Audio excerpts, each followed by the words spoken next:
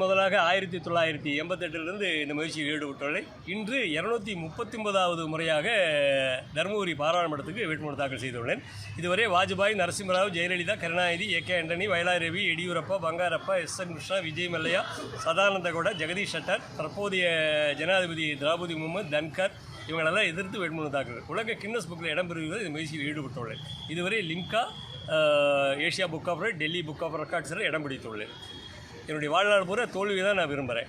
ஒருபோதும் வெற்றி பெறக்கூடாது.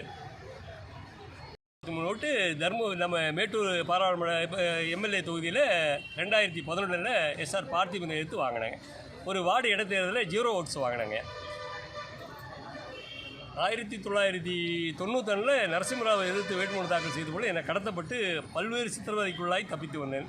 அதுபோல் 1996 5 மாநிலங்களில் 8 தொகுதியில் தாக்கல் பண்ணும் 2 தொகுதி சட்டமே என்னால் தான் வந்ததுங்க. இப்போ ஒரே நேரத்தில் 2 தொகுதிக்கு மேலே யாரும் போட்டு விட முடியாது.